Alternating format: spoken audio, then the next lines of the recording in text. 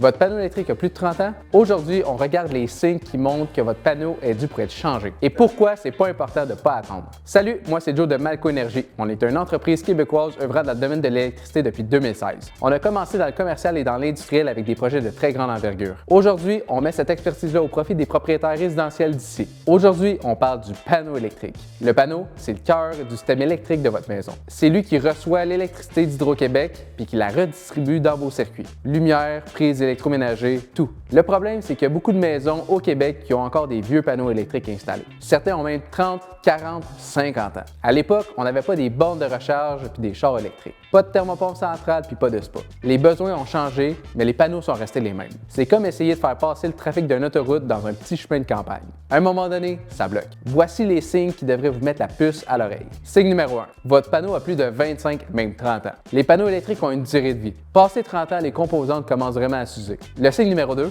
vous avez encore des fusibles. Si vous avez une boîte à fusibles au lieu de disjoncteur, il faut vraiment que vous pensiez à le moderniser. Les fusibles, c'est une technologie des années 50-60. C'est passé date. Signe numéro 3. Si vous ouvrez votre panneau et vous voyez de la rouille, des fils brûlés ou des traces noires, c'est un red flag. Ça veut dire qu'il y a eu de la surchauffe. Signe numéro 4, vous manquez d'espace. Si tous vos emplacements sont comblés puis vous voulez acheter un spa, une borne, une thermopompe, vous avez plus de place pour des nouveaux circuits, peut-être le temps de changer ou bien juste avoir un upgrade. Il y a aussi des marques qui sont problématiques. Il y a certaines marques de panneaux qui sont connues pour avoir des problèmes. Si vous avez une de ces marques-là, ça vaut vraiment la peine de le faire inspecter. Federal, Pioneer, Stablock. Les anciens modèles Stablock ont des problèmes documentés. Les disjoncteurs peuvent ne pas se déclencher en cas de surcharge. Ça, à la longue, c'est un risque d'incendie. Sylvania, une autre marque problématique. Les connexions peuvent se détériorer avec le temps et créer des arcs électriques. Un autre risque d'incendie. Les panneaux Commander, c'est pas mal la même histoire. Des vieux panneaux avec des risques d'incendie. Comme on a parlé tantôt, il y a aussi les panneaux à fusibles. C'est pas une marque, mais si vous avez encore des fusibles, c'est dépassé complètement. Et en plus, vos assurances n'aiment pas ça pantoute. Parlons d'assurance parce que c'est un point qui est vraiment important. Certaines compagnies d'assurance refusent même d'assurer vos maisons avec certaines marques de panneaux. D'autres vont vous assurer, mais avec des primes plus élevées. Si vous magasinez une maison puis le panneau il est vieux,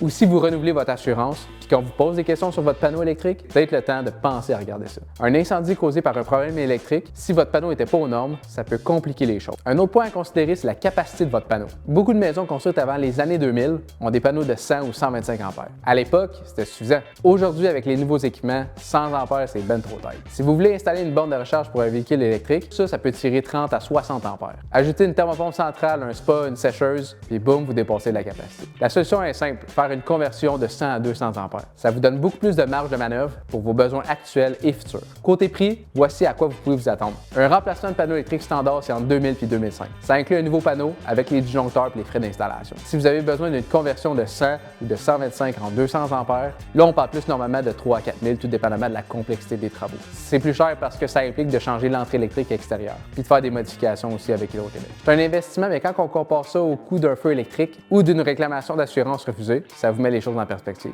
Quand un maître électricien vient évaluer votre panneau, je vous explique qu'est-ce qu'il regarde. L'état général fait corrosion, traces de surchauffe, connexion desserrée. La capacité actuelle, 100, 125, 200 ampères ou plus, puis est-ce que c'est suffisant pour ce que vous avez de besoin. Il regarde aussi la conformité au code. Est-ce que le panneau électrique respecte les normes de conformité actuelles? Il regarde la marque et le modèle. Est-ce que ça fait partie des marques connues à avoir des problèmes? Puis finalement, il regarde l'espace disponible. Avant de prendre une décision, posez-vous ces questions. Il y a quel âge mon panneau électrique? C'est quoi sa capacité actuelle? 100, 125, 150, 200 ampères? Est-ce que mes disjoncteurs sautent souvent?